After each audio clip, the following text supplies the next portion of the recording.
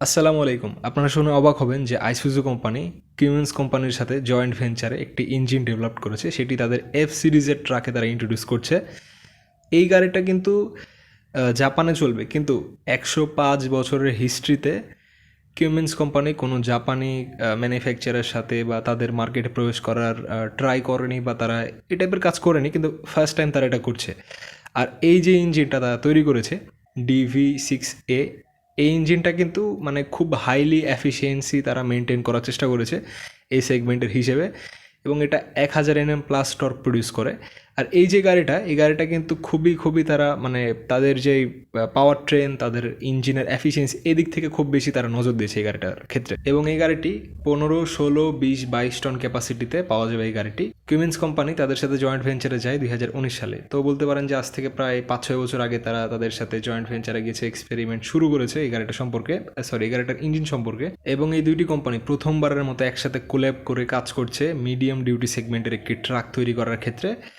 আর তারা প্রথমবার এই জিনিসটা ইমপ্লিমেন্ট করছে যে মিডিয়াম ডিউটি ক্যাপাসিটিতে তারা একটা মানে দুই কোম্পানি একসাথে কোল্যাব করে তারা একটা ডিফারেন্ট এফিসিয়েন্সি মেনটেন, মানে হাইলি এফিসিয়েন্ট একটা ইঞ্জিন তৈরি করার চেষ্টা করেছে তারা। এই গাড়িটি গত বছরের মার্চ মাসে তারা বেশ কিছু সংস্কার করা, হয়তো বা আগের প্রিভিয়াস যে মডেলগুলো ছিল সেটার কোনো একটাতে। আর এই গাড়িটার যেই ইঞ্জিনটা সেটা তারা মানে পুরা গাড়িটাই তারা মানে লোড ক্যারিং ক্যাপাসিটিতে বেশি মনোযোগ দিয়েছে, যাতে পেলোড ক্যাপাসিটিটা বেশি পাওয়া যায় এবং বেশি তারা পণ্য নিতে পারে, গাড়ির যে কার্ব ওয়েট সেটা যাতে কম হয় সেই চেষ্টাটা তারা এখানে করেছে ফুললি। এবং এই গাড়িটির যে ইঞ্জিনটি DV6A, এই ইঞ্জিনটি 295 হর্স পাওয়ার প্রডিউস করে এবং 1081 Nm টর্ক প্রডিউস করে, যেটা ডিসেন্ট বলা যায় এখনকার প্রয়োজন অনুযায়ী ডিসেন্ট, কিন্তু অনেক ক্ষেত্রে দেখা যায় যে আজ থেকে প্রায় 15-20 বছর আগে বা তারও অধিক আগে 10 চাকার সেগমেন্টের গাড়িতে 2000 Nm ইঞ্জিন তারা ইউজ করতো, যেটা V10 ছিল কোনো ক্ষেত্রে, মানে V10 ইঞ্জিনেরও 10 চাকার ট্রাক ছিল আইসুজুর, চিন্তা করা যায় আজ থেকে প্রায় 20-30 বছর আগে। তো সেরকম না, এখনকার মানে যে রিকোয়ারমেন্ট, এখনকার প্রয়োজন অনুযায়ী সেই জিনিসটা তারা তৈরি করেছে। এবং এই গাড়িটার যে ইঞ্জিনটা সেটা ইনলাইন 6 সিলিন্ডার ইঞ্জিন। আর তারা এখানে ক্লেম করছে যে অফিসিয়ালি তাদের যে ইঞ্জিনটা এটা কনভেনশনাল নর্মাল যে 6 সিলিন্ডার ইঞ্জিন, মানে যেটা ট্রেডিশনাল 6 সিলিন্ডার ইঞ্জিন রয়েছে সেগুলার চাইতে অনেক বেশি লাইটার, মানে ওজন অনেক কম। কারণ মানে ওজন কম করার চেষ্টা করেছে, মানে ইঞ্জিনের যে খালি ওজনটা সেটা কম, আর গাড়ির ওজনও কম, সেক্ষেত্রে আরও বেশি মানে লোড টানতে পারবে। আর ইঞ্জিনের যদি মেনটেনেন্স করার ক্ষেত্রে হয় তাহলে এটা যেহেতু হালকা ইঞ্জিন, তো সেই ক্ষেত্রে কাজের ক্ষেত্রে বা ইঞ্জিন যদি ওভারহলিং করা হয় সেটার ক্ষেত্রে খুব একটা বেশি আরামদায়ক হবে, কারণ ওজন কম।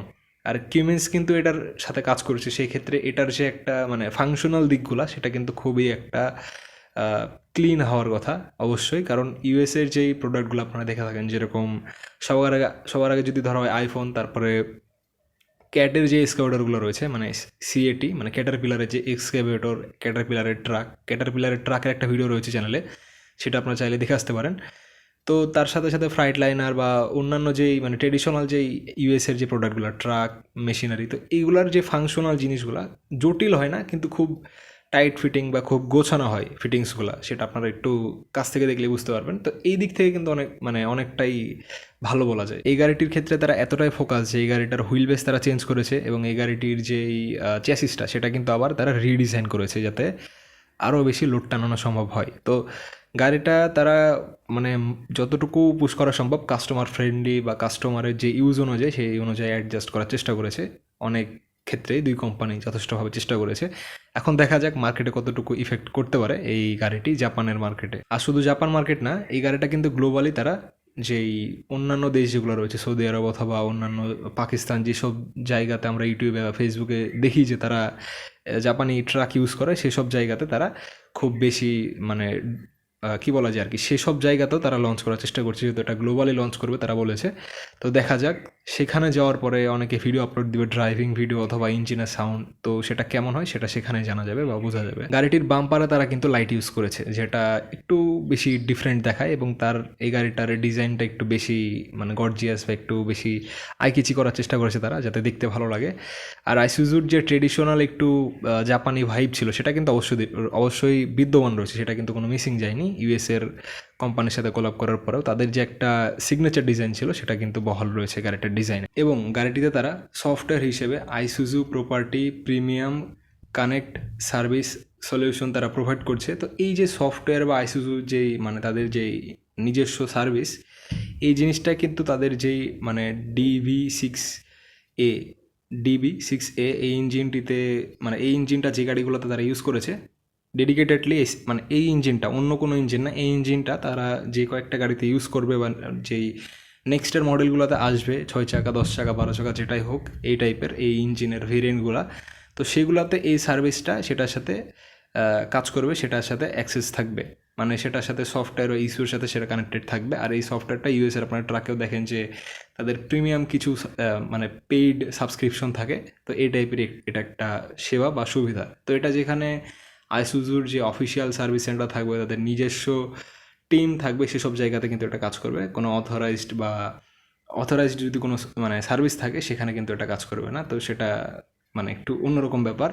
আর এটা অন্যরকম হওয়ারই কথা, যেহেতু এটা আইসুজুর নিজস্ব সার্ভিস, তো সেই ক্ষেত্রে আইসুজুর লোকজন বা তাদের কোম্পানির লোকজন যেখানে থাকবে সেখান থেকে এই সার্ভিসটা দিবে তারা। অনেক ক্ষেত্রে জিপিএসের সুবিধা থাকে, অনেক ক্ষেত্রে ট্রাফিক বা এই টাইপের অনেক কিছু গাড়ি চালানোর ক্ষেত্রে যে জিনিসগুলো প্রয়োজন হয় আপডেট, বা গাড়ি সার্ভিসের ক্ষেত্রে, বা কোন জায়গাতে কোন রাস্তার জ্যাম কতটুকু রয়েছে, কোন রাস্তা খালি রয়েছে, এবং জিপিএস রিলেটেড বিভিন্ন সার্ভিস থাকে স্পেসিফিকলি, সেই জিনিসগুলো এই ক্ষেত্রে প্রোভাইড করে থাকে বিভিন্ন ব্র্যান্ড। এবং এই দুই কোম্পানির যারা সিইও অথবা চেয়ারম্যান রয়েছেন তারা অবশ্যই মানে এই জিনিসটা খুব চেষ্টা করছে যে তাদের যে কাস্টমারের যে নিডস রয়েছে সেটা যথেষ্টভাবে তারা পরিপূরণ যাতে করতে পারে, এই জিনিসটা তারা খুবই অ্যাগ্রেসিভভাবে চেষ্টা করে যাবে নেক্সটের সময়গুলোতে, তারা এটা ক্লেম করছে, বলছে এখানে এই নিউজে। এবং তারা এখানে আরও বলছে যে এই গাড়িটার যে কার্বন ইমিশন সেটা কিন্তু অনেক কম হবে, আপডেটেড ইঞ্জিন হওয়ার কারণে কার্বন ইমিশন অনেক কম হবে। আর এই গাড়িটার যে কার্বন রিলিজ করবে বা যেটা আর কি মানে কী বলে এক্সস্ট পাইপ থেকে যে গ্যাসটা যেটা বের হবে সেটা কিন্তু অনেক কম হবে। সেটা যেহেতু ডিএফ ট্যাঙ্ক থাকে বা অ্যাডব্লু থাকে বা আফটার ট্রিটমেন্ট প্রসেস থাকে, সেই কারণে সেটা খুব মানে এটা আসলে সব কোম্পানি ক্লেম করে। আর কিউমেন্স যেহেতু অনেক বড় কোম্পানি, আর আইসুজুও কম বড় কোম্পানি না, তো কিউমেন্স অনেক বড় কিন্তু আইসুজুও কম বড় না। তো দুইটা কোম্পানির যেই ব্যাপার রয়েছে, প্লাস কিউমেন্সের গাড়ি পুরো ওয়ার্ল্ডে চলে, তো তাদের যে গ্লোবাল একটা এক্সপেরিমেন্টের রেজাল্ট সেটা এখানে অবশ্যই রয়েছে যাতে লো কার্বন ইমিশন হয়। প্রথমবারের মতো Isuzu company for the first time তারা কিউমেন্সের ইঞ্জিনের সাথে তাদের ট্রাক লঞ্চ করছে, তো এটা অনেক বড় একটা ব্যাপার।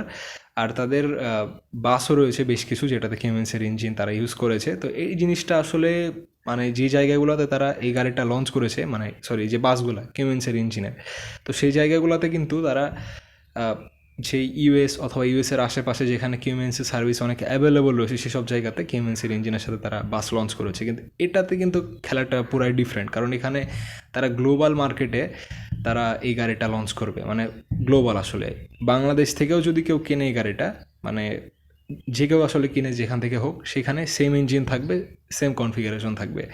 তো এখানে একটা জিনিস বলাই যায় যে কিউমেন্সের যে আসলে যে প্রিমিয়াম বা রিলায়েবিলিটি সেটা কিন্তু অনেক বেশি, সেটা আইসুজুর মতো জাপানি কোম্পানি তারাও এটা মানে মেনে নিচ্ছে এবং তারাও সেটা তাদের সাথে কাজ করার চেষ্টা করছে এবং কাজ করেছে এবং কাজ করে বেটার একটা প্রোডাক্ট মার্কেটে আনতে যাচ্ছে বা এনে ফেলেছে বলতে পারেন। আর এই সপ্তাহের মধ্যে এটা জাপানের মার্কেটে অ্যাভেলেবল হবে এবং ডেলিভারি হয়ে যাবে, যারা প্রি অর্ডার করেছে তাদের কাছে হাতে চলে যাবে এই গাড়িটা। তো এই ছিল আজকের এই ভিডিওটি। আর ইনফরমেশন কোনো জায়গায় কোনো একটু কম বেশি হতে পারে, কারণ এটা নতুন গাড়ি মার্কেটে এসেছে, যতটুকু আমি জানতে পেরেছি সেই জিনিসটা আপনাদের সামনে আমি তুলে ধরার চেষ্টা করলাম আজকের এই ভিডিওটিতে। দেখা হবে নেক্সট কোনো একটি ভিডিওতে। আর আইসুজুর যে এফ সিরিজের এই ট্রাকটি রয়েছে সেটা সম্পর্কে জানাবো নেক্সটের কোনো একটি ভিডিওতে সম্পূর্ণ ডিটেলসে।